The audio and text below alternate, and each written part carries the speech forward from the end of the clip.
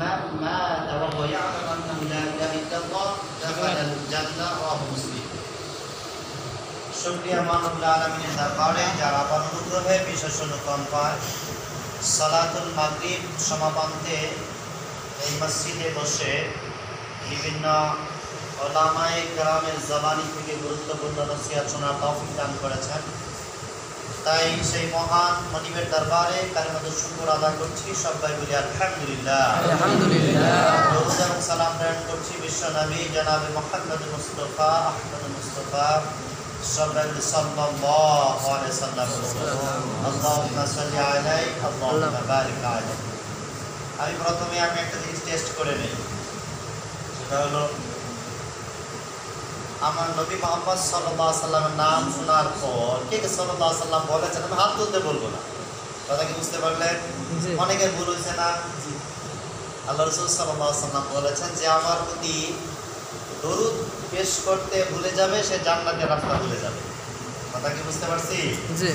তার মানে সে আর জান্নাতের রাস্তায় কি নাই, যে খেয়াল ছিল না বা শুনতে পারি নাই বা বুঝতে পারি নাই, মানে যেই নবী মুহাম্মদ সাল্লাল্লাহু আলাইহি সাল্লামের প্রতি দরুদ পেশ করতে ভুলে যায়, আল্লাহ রাসূল সাল্লাল্লাহু আলাইহি সাল্লাম বলেছেন সে জান্নাতের রাস্তা কি হবে, ভুলে যাবে। তাহলে আমরা নবীকে ভালোবাসি কিভাবে? দাঁতে, ঠোঁটে, চাপাবাজিতে, কথাবার্তায়, কিন্তু অন্তরে নবী মুহাম্মদ সাল্লাল্লাহু আলাইহি সাল্লামকে ভালোবাসি বা বাসি না। এটার একটা প্রমাণ হয় কিভাবে?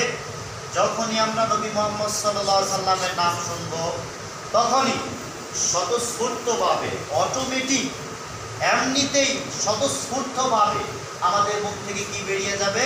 সাল্লাল্লাহু আলাইহি ওয়াসাল্লাম। তাহলে একটা আমলত আবাদত আমাদেরকে শেখা দরকার, তাই না? তিনটা কারণে মানুষের উপর অভিসম্পাত হয়। এক, পিতামাতাকে বার্ধক্য অবস্থায় পেয়ে তাদের সেবা শুশ্রূষা করে জান্নাত লাভ করতে না পারা। দুই, রমজান মাস পেয়ে গুনাহ খাতা মাফ করাতে না পারা। তিন, নবী মুহাম্মদ সাল্লাল্লাহু আলাইহি সাল্লামের নাম যখন আপনাদের সামনে, আমাদের সামনে উচ্চারণ করা হয়, পেশ করা হয়, তখন কমপক্ষে সংক্ষিপ্ত দরুদ সাল্লাল্লাহু আলাইহি ওয়াসাল্লাম এটা বলতে না পারা। তাহলে আমরা যখনই যে জায়গায় নবীর নাম শুনবো কমপক্ষে তার নামের উপর এই সংক্ষিপ্ত দরুদটা পেশ করব। আলহামদুলিল্লাহ অনেকক্ষণ আলাপ আলোচনা হয়েছে, আমাদের একটু উসখুস ভাব, তাই না? একটু এলোমেলো ভাব। আসলে কথা হলো দিন ধর্ম শেখার অনেক কিছু আছে, তাই না? দিন ধর্ম এটার জ্ঞানের পরিধি এত বিশাল যে এখানে যদি কয়েক মাস বক্তৃতা করা হয় এটা শেষ হয়ে যাবে না। কয়েক মাস যদি এখানে সকাল টু সন্ধ্যা, বিকাল টু ফজর পর্যন্ত আলোচনা করা হয় এটা কি শেষ হয়ে যাবে? আর জ্ঞান অর্জন করার যদি আমাদের স্পিরিট, আগ্রহ, চেতনা না থাকে তাহলে কি ঈমান আছে? না। সূরাতুল আনফাল আল্লাহ রাব্বুল আলামিন কি বললেন? ইন্নামাল মুমিনুনা আল্লাযীনা ইযা যুকিরাল্লাহু ওয়াজিলাত কুলুবুহুম ওয়া ইযা তুলিয়াত আলাইহিম আয়াতু যাদাতহুম ঈমানাও ওয়া আলা রাব্বিহিম ইয়াতাওয়াক্কালুন। আয়াতের সারমর্ম হলো এই, ঈমানদার তো তারাই যখন আল্লাহর নাম স্মরণ করা হয় তাদের হৃদয়ে কি হয়ে যায়? ভূমিকম্প হয়ে যায়, অন্তরাত্মা কেঁপে ওঠে। আর যখন আল্লাহর আয়াত তেলাওয়াত করে তাদেরকে শোনানো হয়, যাদাতহুম ঈমান, তাদের ঈমান কি বেড়ে যায়। তো যাই হোক, আমি বলছিলাম যে আলোচনা শুনে যদি শরীর চুলকায় তাহলে ঈমান বাড়ছে না কমছে? বাড়ছে না কমছে? আলোচনা শোনার পর যে দুষ্টামির প্রবণতা বেড়ে যায়, ঈমান বাড়ছে না কমছে? তাহলে বোঝা হবে ঈমান নাই, এমনিতেই মুড়ির আশায় আমরা এখানে কি এসেছি। কথা কি বুঝতে পারলাম? তাহলে আলহামদুলিল্লাহ আমরা জানার জন্য এখানে এসেছি। আমরা কি বলবো এই সমাজটা যথেষ্ট ঈমান আমলে পরিপূর্ণ না? এই ঈমান, এই সমাজ 100% আবাদ হয়ে গিয়েছে না। আমার তো মনে হয় বাংলাদেশে এমন কোনো সমাজ নাই যে 100% দূরের কথা 50% কিংবা 30% আবাদ হয়েছে। মানে 90%ই অনাবাদী, 10% হয়তো আবাদ চলছে। হয়তো আমরা এখানে আজকে এসেছি আলহামদুলিল্লাহ, কেউ অন্যভাবে এটাকে মূল্যায়ন করতে পারে যে কি জানি লাভের জন্য এসেছে। তবে আলহামদুলিল্লাহ আমাদের আব্দুল কাফি ভাই বলেছেন আমরা অন্য কোনো টার্গেট উদ্দেশ্য এখানে আমরা আসি নাই। কোনো সংগঠন, দল, মত, পথ, এ আমাদের আসার উদ্দেশ্য হলো একটাই, করোনা ভাইরাস নামক মহামারীর কারণে আমরা 5 মাস বাড়িতে বন্দি। কথা কি বুঝতে পারলেন? কয় মাস? 5 মাস। সেই বেকার সময়টাকে কাজে লাগানোর জন্য আজকে আমরা এখানে যারা চাকরি করি খুতবা দেই। কেন খুতবা দেই? এখানে আমার ইন্টারেস্ট আছে, একটা বেনিফিট আছে, এখানে বেতন আছে। আমি মাহফিল করতে গেলাম, কিছু টাকা দেয়, ভালো খাবার দেয়, সম্মান করে, কিন্তু দেখা গেল যে না, আমি তো বিনা টাকায়, বিনা পয়সায়, বিনা স্বার্থে এক অক্ষর দিনের দাওয়াত কি দেয়নি। আল্লাহ কি বলেছেন সূরাতুল ইয়াসিন, ইত্তাবিউ মান লা ইয়াসআলুকুম আজরা ওয়া হুম মুহতাদুন। যারা হেদায়েতের বাণী শোনায়, হেদায়েতের পথ দেখায়, কিন্তু এর বিনিময় কি চায় না, তাদেরকে তোমরা অনুসরণ করো। বড় বড় আলেম ওলামা, তাদেরকে আমরা শ্রদ্ধা এবং সম্মান করি, কিন্তু 20,000 টাকা না হলে তাদের মুখ দর্শন করার সুযোগ আমাদের হয় না। 30,000 টাকা কন্ট্রাক্ট না করলে তাদের মুখ দর্শনের সুযোগ আমরা কি পাই না। কিন্তু আল্লাহ কি বললেন? ইত্তাবিউ, তোমরা তাদের অনুসরণ করো যারা ইত্তাবাল্লা ইয়াসআলুকুম আজর, যারা আজর বিনিময় প্রতিদান চায় না, তাদের তোমরা অনুসরণ করো। তাহলে আমাদের দিনের দাওয়াত হয়ে গেছে স্বার্থ, এখানে হয়ে গেছে রাজনীতি, এখানে হয়ে গেছে বিভিন্ন ধরনের দ্বন্দ্ব, কোলাহল। আমরা নিঃস্বার্থভাবে দাওয়াত কতটুকু দিয়েছি? আমরা যদি আমাদের অন্তরাত্মার দিকে খেয়াল করি, আমাদের বুকে হাত রেখে নিজেকে জিজ্ঞাসা করি যে আমি আরেকটা গ্রামের একটা মসজিদে গিয়ে একক সালাত করে একটা হাদিস শোনালে হয়তো বা তাদের একটু উপকারে আসতে পারতো। আল্লাহ রাসূল সাল্লাল্লাহু আলাইহি ওয়াসাল্লাম কি বললেন? বাল্লিগু আন্নি ওয়ালাউ আয়া, তোমরা আমার পক্ষ থেকে একটা আয়াতও যদি জানা থাকে সেটা অপরের নিকটে পৌঁছে দাও। তো যাই হোক, সময় খুব বেশি নয়, আমি সংক্ষেপে 15-20 মিনিট আপনাদের সামনে যে বিষয়টা যেটা কথা বলবো সেটা হলেই যে কোন সেই ঈমান যেই ঈমানের মাধ্যমে নাজাত বা পরিত্রাণ পাওয়া যাবে। আমরা দেখেছি যে সবাই ঈমানের দাবি করে। Abu Lahab, Utba, Saiba, Abu Taleb, Abdul Muttalib, আমরা যাদেরকে কাফের মুশরিক হিসেবে জানি, তারা কি ঈমানের দাবিদার ছিল না? তারা কি নিজেদেরকে ঈমানদার বলে মনে করতো না? অবশ্যই মনে করতো। সূরাতুল লুকমান 25 নম্বর আয়াত আল্লাহ রাব্বুল আলামিন বলেন, ওয়ালা ইন সাআলতাহুম মান খালাকাস সামাওয়াতি ওয়াল আরদ লা ইয়াকুলুন্নাল্লাহ। হে নবী, আপনি যদি তাদেরকে জিজ্ঞাসা করুন আসমান এবং জমিনের স্রষ্টাকে, লা ইয়াকুলুন্নাল্লাহ। এখানে আল্লাহ দুটো তাকিদ ব্যবহার করেছেন। কয়টা তাকিদ? একটা নামে তাকিদ আর লাস্টে ব্যবহার করেছেন কি নুনে তাকিদ, সাকিলা ব্যবহার করেছেন। তাহলে অবশ্যই তারা বলবে আসমান এবং জমিনের স্রষ্টাকে আল্লাহ। এটা কাদের কথা বলা হয়েছে? কাফেরদের কথা বলা হয়েছে, ঈমানদারদের কথা বলা হয়নি। আবু জাহেলের কথা বলা হয়েছে, আবু লাহাবের কথা বলা হয়েছে। যারা সার্টিফিকেট প্রাপ্ত জাহান্নামী তাদের কথা বলা হয়েছে। তাদেরকে যদি আপনি জিজ্ঞাসা করেন আসমান এবং জমিনের স্রষ্টাকে, তাহলে তারা বলবে অবশ্যই এই আসমান এবং জমিনের স্রষ্টা আল্লাহ।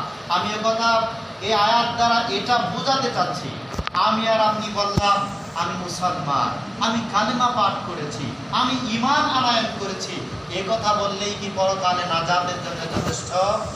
নিঃসন্দেহে যথেষ্ট নয়। সূরাতুল আনকাবুতের প্রথম আয়াত আল্লাহ কি বললেন? আহাসিবান নাস ইউতরাকু ইয়াকুলু আমান্না ওয়া হুম লা ইফতানুন।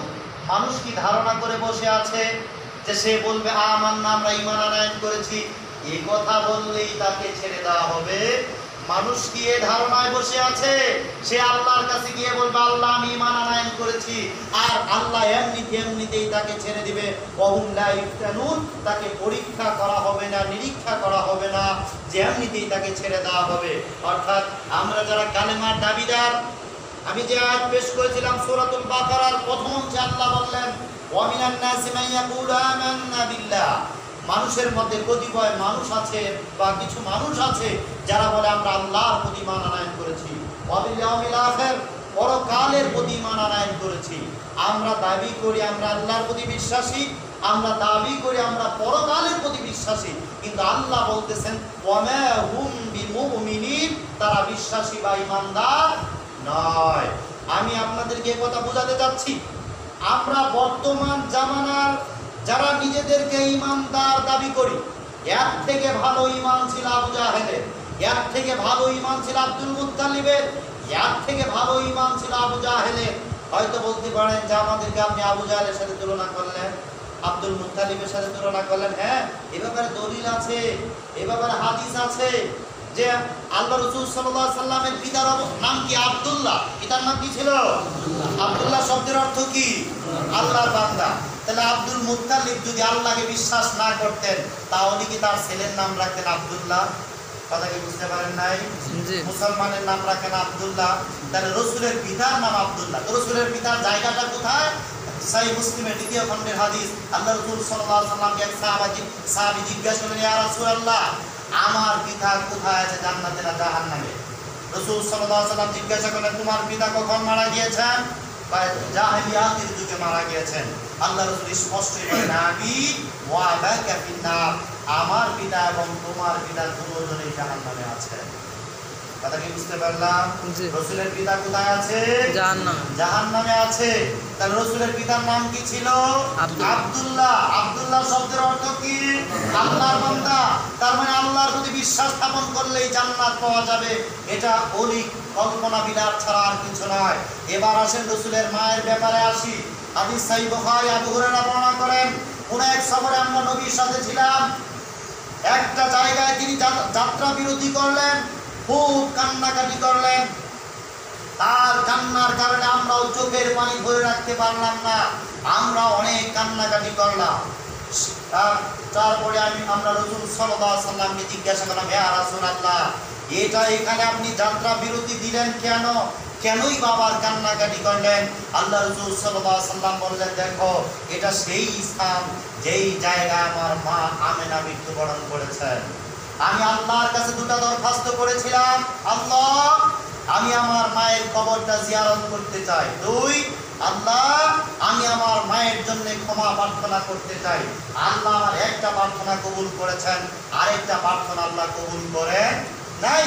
আল্লাহ আমাকে অনুমতি দিয়েছেন যে আপনি আপনার মায়ের কবরটা জিয়ারত করতে পারবেন, কিন্তু আপনার মায়ের জন্য ক্ষমা প্রার্থনা করতে পারবেন না। কথা এখানে হয়তো ক্লিয়ার হলো না। মায়ের জন্য ক্ষমা প্রার্থনা আল্লাহ নিষেধ করলেন কেন? তার মা ছিল কি? মুশরিক। আল্লাহ রাব্বুল আলামিন সূরাতুত তাওবা 111 নম্বর আয়াতে বলেন, মা কানা লিন-নাবিয়্যি ওয়াল্লাযীনা আমানু আন ইস্তাগফিরু লিল-মুশরিকিন ওয়ালাউ কানু উলি কুরবা মিন বা'দি মা তাবায়্যানা লাহুম আন্নাহুম আসহাবুল জাহিম। এ নবী এবং ঈমানদারদের জন্য এটা শুভনীয় নয়, এটা উচিত নয় যে তারা কোন মুশরিকের জন্য ক্ষমা প্রার্থনা করবে, যদিও ওই মুশরিক তার নিকট আত্মীয় হয়। এই কথা স্পষ্ট হয়ে যাওয়ার পর যে তারা জাহান্নামের অধিবাসী হয়ে গিয়েছে। তাহলে আমরা বুঝতে পারলাম নবী তার মায়ের জন্য ক্ষমা প্রার্থনা করার অনুমতি কেন পেলেন না? কেন পেলেন না? যে তার মা কি ছিল? মুশরিক। তাহলে তার মায়ের জায়গা কোথায়? তার মায়ের জায়গা কোথায়? জাহান্নাম। আমি বুঝাতে যাচ্ছি, ওই লোকগুলো ঈমানদার ছিল, আল্লাহর প্রতি তারা বিশ্বাসী ছিল, কিন্তু তারপরও তাদের আশ্রয় বা শেষ ঠিকানা হলো জাহান্নাম। আল্লাহ রাসূল সাল্লাল্লাহু আলাইহি সাল্লামের চাচার জায়গা কোথায়? জাহান্নাম।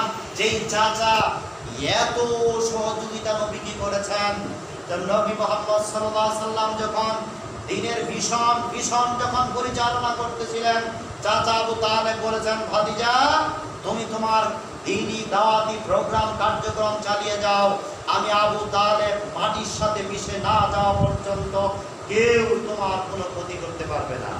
তাহলে চাচা কি ভালো কাজ করে নাই? ভালো কাজ করেছে। আমল ভালো ছিল, কি ভালো ছিল না? ঈমান ভালো ছিল না। এই চাচা যখন মৃত্যুর শয্যায় শায়িত, এদিকে গিয়েছে আবু জাহেল, এদিকে গিয়েছে নবী মুহাম্মদ সাল্লাল্লাহু আলাইহি সাল্লাম। নবী মুহাম্মদ সাল্লাল্লাহু আলাইহি সাল্লাম বলছেন, চাচাজি একবার কালেমা পাঠ করুন, আমি আল্লাহর দরবারে আপনার জন্য কি করব? সুপারিশ করব। ওদিক থেকে আবু জাহেল বলছেন যে আপনি শেষমেশ বাপ দাদার ধর্মে চুলকানি মারবেন, শেষমেশ আপনি বাপ দাদার ধর্মকে পরিহার করবেন। আব্দুল মুত্তালিবের শেষ কথা ছিল, আমি আমার বাপ দাদার ধর্মের উপরেই মৃত্যুবরণ করলাম। এরপরও নবী বলেছিলেন যে চাচা, তারপরও আমি আপনার জন্য কি করব? ক্ষমা প্রার্থনা করব যতক্ষণ পর্যন্ত না আল্লাহ আমাকে নিষেধ না করে দেয়। চাচার মৃত্যু হয়ে গেল, আল্লাহ রাসূল সাল্লাল্লাহু আলাইহি ওয়াসাল্লাম তার চাচার জন্য ক্ষমা প্রার্থনা করতেছেন, আর আল্লাহ রাব্বুল আলামিন সাথে সাথে আয়াত নাযিল করে নিষেধ করে দিলেন। একটু পূর্বে যে আয়াতটা পেশ করলাম সূরাতুল তাওবার 111 নম্বর আয়াত, মা কানা লিন নাবিয়্যি ওয়াল্লাযীনা আমানু আন ইস্তাগফিরু লিল মুশরিকিন, নবী এবং ঈমানদারদের জন্য এটা বৈধ এবং জায়েজ নয় যে তারা কোনো মুশরিকের জন্য ক্ষমা প্রার্থনা করবে। তাহলে বলছিলাম এই লোকগুলো ঈমানদার ছিল, আল্লাহর প্রতি বিশ্বাসী ছিল। রাসূলের দাদার দিকে তাকান, আবরাহা বাদশা যখন কাবাঘর ধ্বংস করার জন্য আসলো, তখন তিনি আবরাহা বাহিনী মক্কায় এসে একটা লুটপাট করলো। আব্দুল মুত্তালিবের অনেক গরু বাছুর, উট, ভেড়া, বকরি, দুম্বা ছিনতাই করে নিয়ে গেল। আব্দুল মুত্তালিব আবরাহা বাদশার কাছে গেল, গিয়ে বলতেছে, আবরাহা তোমার সেনাবাহিনী আমার উট, বকরি, বাছুর এগুলো ছিনিয়ে নিয়েছে, ওগুলো আমাকে ফেরত দাও। আবরাহা বাদশা বলল, আব্দুল মুত্তালিব আপনি একজন ভালো নেতা, আপনার আদর্শ, আপনার মহত্ব, আপনার শ্রেষ্ঠত্ব, আপনার গুণাবলী আমি ইতিপূর্বে শুনেছি, কিন্তু আজকের আচরণে আপনি যে একজন জ্ঞানী গুণী এটা আমার বুদ্ধই হচ্ছে না, এটা আমি বুঝতে পারতেছি না। কই কেন? আমি কাবাঘর ধ্বংস করার জন্য আসলাম, যেই কাবার সাথে আপনাদের ইজ্জত সম্মান জড়িত, আপনি সেই কাবাকে রক্ষা করার জন্য আমার কাছে কোনো কথা বললেন না যে কাবাঘর ভাঙবো কি ভাঙবো না, বা কাবাঘরকে রক্ষা করার জন্য, হেফাজত করার জন্য আমার কাছে কোনো অনুনয় বিনয় করলেন না। আপনি কয়েকটা তুচ্ছ বকরি, ভেড়া, দুম্বা, উট এগুলো ফেরত নেওয়ার জন্য এসেছেন। আব্দুল মুত্তালিব কি বলেছিলেন জানেন? যে আবরাহা, যেটার মালিক আমি ওটা আমি ফেরত নেওয়ার জন্য এসেছি, কিন্তু কাবাঘরের মালিক যিনি, আমি ওটার হেফাজতের দায়িত্ব তার হাতে ন্যস্ত করেছি। সুবহানাল্লাহ। তাহলে আব্দুল মুত্তালিব আল্লাহতে বিশ্বাসী ছিল না? আব্দুল মুত্তালিব কাবাঘরের গোড়ায় ধরে বলতেছেন, আল্লাহ আবরাহা বাদশা তোমার ঘরকে ধ্বংস করার জন্য আসতেছে, ওদের মোকাবেলা করার মতো শক্তি সামর্থ্য আমাদের নাই। আল্লাহ এই ঘরের হেফাজতের দায়িত্ব তোমার হাতে দিয়ে আমরা পাহাড়ের গিরিগুহা আশ্রয় গ্রহণ করলাম। তা আমার এতগুলো কথা বলার উদ্দেশ্য হলো, আব্দুল মুত্তালিব আল্লাহকে বিশ্বাস করেন নাই? তাহলে আব্দুল মুত্তালিবের জায়গা কোথায়? জাহান্নাম। আবু তালেবের জায়গা কোথায়? জাহান্নাম। আল্লাহ রাসূল সাল্লাল্লাহু আলাইহি ওয়াসাল্লামের পিতা আব্দুল্লাহর জায়গা কোথায়? জাহান্নাম। নবী মুহাম্মদ সাল্লাল্লাহু আলাইহি ওয়াসাল্লামের মা আমিনা থাকার জায়গা কোথায়? জাহান্নাম। তাহলে এরা সবাই মুসলমান, এরা সবাই কি আল্লাহতে বিশ্বাসী ছিল, এরপরেও কেন তাদের থাকার জায়গা জাহান্নাম? কারণ হলো একটা যে তাদের ঈমান ছিল শিরক যুক্ত। তাদের ঈমান কি ছিল? শিরক যুক্ত। আপনার আমার ঈমান যদি শিরক যুক্ত হয়, শত আমল করেও জান্নাতে যাওয়ার কোনো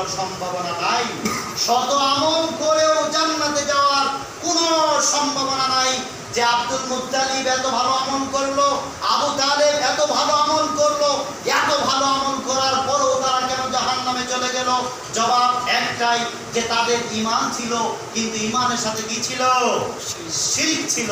যেমন তারা বলতো সূরাতুন নূহের 23 নম্বর আয়াতে আল্লাহ বললেন, ওয়াকালু লা তাযারুন্না আলিহাতাকুম ওয়ালা তাযারুন্না ওয়াদ্দান ওয়ালা সুআ ওয়ালা ইয়াগুসা ওয়া ইয়াউকা ওয়া নাসার। আল্লাহ রাব্বুল আলামিন বললেন যে ওই নূহ নবীর জাতিরা বলতো, তোমরা আল্লাহকে ছাড়িও না, আল্লাহর ইবাদত উপাসনাকে তোমরা ছেড়ে দিও না। আর ছেড়ে দিও না কি? ওয়ালা তাযারুন্না আলিহাতাকুম, তোমরা তোমাদের ইলাহকে ছেড়ে দিও না।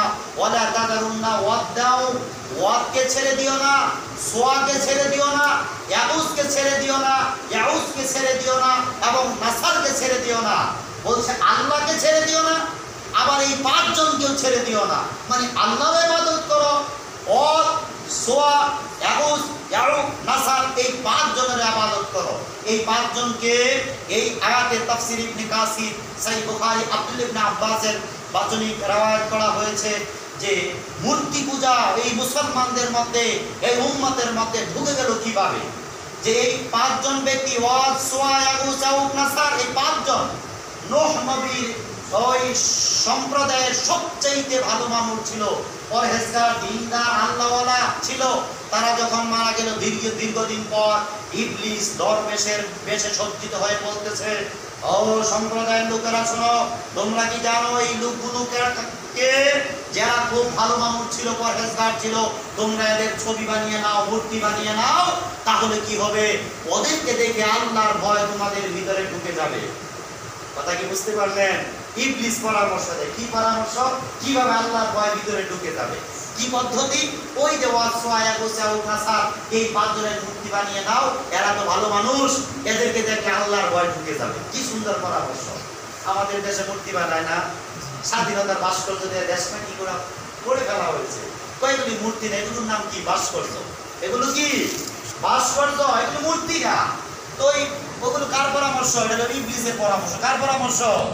ইবলিস। ইবলিসে পরামর্শ দিল, এই 5 জনের মূর্তি বানাও, এদেরকে দেখলে আল্লাহর ভয় ঢুকে যাবে। দীর্ঘদিন পর ইবলিস আবার আসছে, আসার পর বলতেছে, তোমরা কি জানো তোমাদের বাপ দাদারা এদের পূজা করতো, এদের উপাসনা করতো, এবং এদের পূজা উপাসনা করার মাধ্যমে আল্লাহকে পাওয়া যায়। কাকে পাওয়া যায়? আল্লাহকে। মা না'বুদুহুম ইল্লা লিইকাররিবুনা ইলাল্লাহি যুলফা। আল্লাহ রাব্বুল আলামিন বললেন, তারা বলে আমরা তো এইগুলোর ইবাদত করি কেন? যেগুলো আমাদেরকে আল্লাহর নিকটস্থ করে দিবে, আল্লাহর দ্বারস্থ করে দিবে, আল্লাহর রেজামন্দি হাসিল করতে সহায়তা করবে। তো দীর্ঘদিন পর, আগেকার দিনের 100 বছর আগের ইলম 100 বছর পরে কি আর পাওয়া যায় না। বর্তমান ডিজিটাল যুগে হয়তো এটা সংরক্ষণ থাকতে পারে, কিন্তু ওই সময়কার মোবাইল ছিল না, ইন্টারনেট ছিল না, ওই কি কয় ছাপাখানা ছিল না। তখন ওই 100 বছরের আগের কথা 100 বছরের পরের লোকেরা কি জানতো না। তো তখন তারা এই সমস্ত মূর্তির ইবাদত করতে শুরু করে দিল।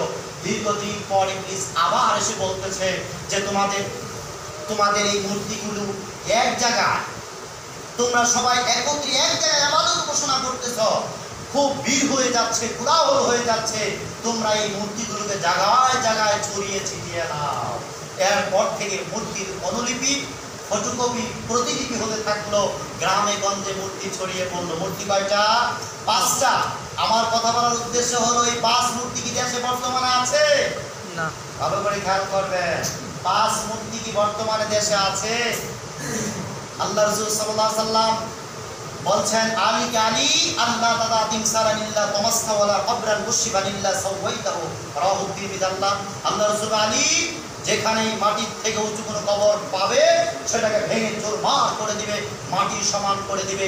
যেখানে কোনো স্মৃতিস্তম্ভ পাবে ওটাকে ভেঙে চুরমার করে দিবে। 5 মূর্তি শুধু মাথা, চোখ, হাত, এগুলোকেই মূর্তি বলা হয় না।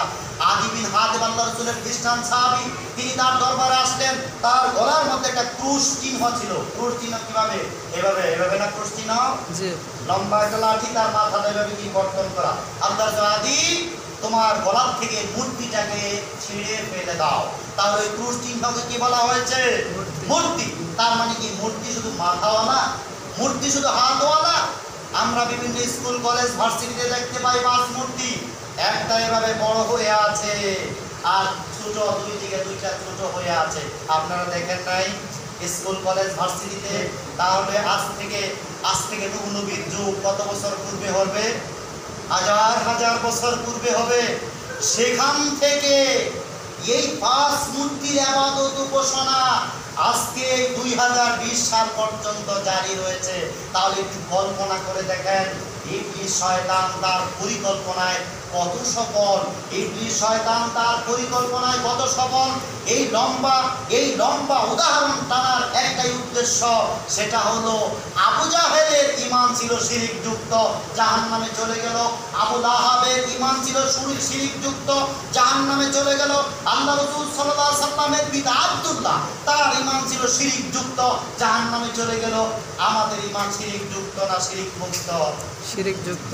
কথা কি বুঝতে পারলেন? আমরা কি দেই না শ্রদ্ধা, ভালোবাসা দেখাই না? আমরা কি সম্মান প্রদর্শন করি না?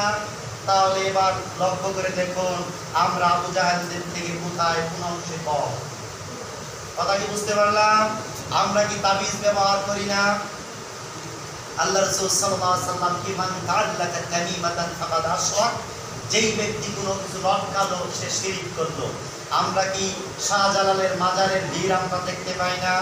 আমরা কি আটরশি মাইজ ভান্ডারি, আমরা কি ফরিদপুরি বিভিন্ন মাজারে বীর দরগায় গিয়ে অনেক কিছু অবলোকন করতে পারি না? আমি আরেকটা হাদিস বলে শেষ করছি। বিভিন্ন মাজারে, মসজিদে, গির্জায়, বিভিন্ন জায়গায় আমরা নজর মান্নত পেশ করি, এরপরও আমাদের ঈমান নষ্ট হয় না। নষ্ট হয়? শাহজালালের গজারকে খাওয়ালে ঈমান নষ্ট হয় না, গাঞ্জানের কুমিরকে নজর মান্নত করলেও ঈমান নষ্ট হয় না, চট্টগ্রামের কচ্ছপকে খাওয়াইলেও ঈমান নষ্ট হয় না। আমাদের ঈমান সুপার গ্লো দিয়ে লাগানো নাকি? আর ঈমান কিভাবে নষ্ট হয়ে যায়? মুসনাদ আহমদের একটা হাদিস বলছি। আল্লাহ রাসূল সাল্লাল্লাহু আলাইহি ওয়াসাল্লাম বললেন, দাখালান নার রাজুলুন ফি যুবাবিন ওয়া দাখালাল জান্নাতা রাজুলুন ফি যুবাবিন। মাছির কারণে একটা লোক জান্নাতে গেল, মাছির কারণে একটা লোক জাহান্নামে গেল। হাদিসটাকে মাছির শিরিক নামে অবহিত করা হয়েছে। এই হাদিসের তাৎপর্য কি? আল্লাহ রাসূল সাল্লাল্লাহু আলাইহি ওয়াসাল্লাম বললেন যে পূর্বেকার জামানায় দুইজন লোক একটা গির্জার পাশ দিয়ে যাচ্ছিল, তো তার দারোয়ানরা তাদের পথ রোধ করে দিল। বললো, এখানে ওই মন্দিরে, এই গির্জায় যে মূর্তি আছে, দেবতা আছে, এর নামে কিছু উৎসর্গ না করলে আমরা তোমাদের পথকে ছেড়ে দিব না। তখন বললো, আমাদের কাছে তো কোনো টাকা পয়সা, মুরগি, গরু, বাছুর, হাঁস, বেড়া, বকরি কিছুই নাই। তো বললো, যদি কিছুই না থাকে তাহলে কি করবে? তাহলে একটা মাছি মেরে হলেও এই মূর্তির নামে, দেবতার নামে উৎসর্গ করতে হবে। একজনে মাছি মেরে ওই মূর্তির নামে, দেবতার নামে উৎসর্গ করলো। আল্লাহ রাসূল বলেন, তার পথকে ছেড়ে দেওয়া হলো। সে কোথায় চলে গেল? দেখালেন না, জাহান্নামে চলে গেল। অপর ব্যক্তি বলল যে না, মাছি এই মূর্তির নামে, দেবতার নামে মাছি উৎসর্গ করা যাবে না। মাছির প্রাণ উৎসর্গ হবে কার নামে? আল্লাহর নামে। আল্লাহ রাসূলের কুতিলা বিসাইফ, ওই লোকটাকে তরবারি দ্বারা দ্বিখণ্ডিত করে দেওয়া হলো। দেখালাম জান্নাত। লোকটা কোথায় চলে গেল? জান্নাতে চলে গেল। তাহলে আপনি আর আমি শাহজালালের মাজারে মুরগি দিলে ঈমান যাবে না? মাছির কারণে যদি ঈমান চলে যায়, গরুর কারণে ঈমান যাবে না, মহিষের কারণে ঈমান যাবে না।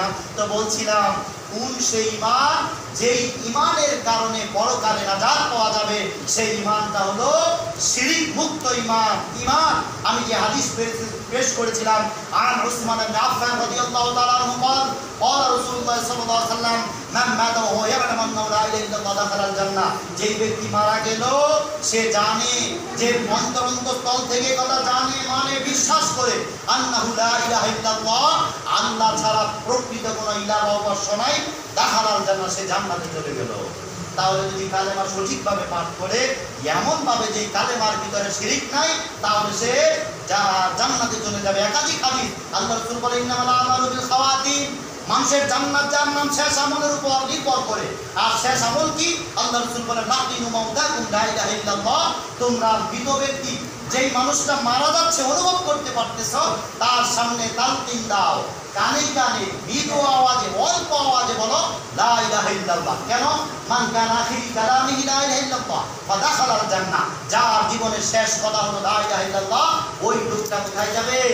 জান্নাতে চলে যাবে। তো বলছিলাম যে আমাদেরও ঈমান শিরিক যুক্ত না শিরিক মুক্ত। আমাদের যেই কোয়ালিটির ঈমান, এই কোয়ালিটির ঈমান ছিল আবু জাহেল, আবু লাহাব বা সাইবা। তো আমাদের ঈমান হতে হবে শিরিক মুক্ত। শিরিক যুক্ত ঈমানের 10টা ফজিলত আছে। কয়টা?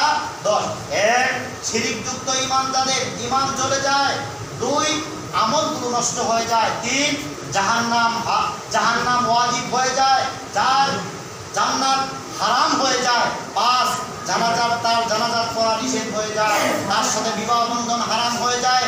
মুশরিক নাপাক, তাকে যেখানে পাও সেখানে হত্যা করো। এবং একজন মুশরিক সে মসজিদের কোনো রক্ষণাবেক্ষণ করতে পারবে না। এই 10টা ফজিলত আছে। যারা শিরিক যুক্ত আমল করে, শিরিক মুক্ত আমল যদি ক্ষুদ্রাতি ক্ষুদ্র হয়, লোকটা জান্নাতে যাবে কোন এক সময় যাবে, সরাসরি যাবে কথা বলছি না।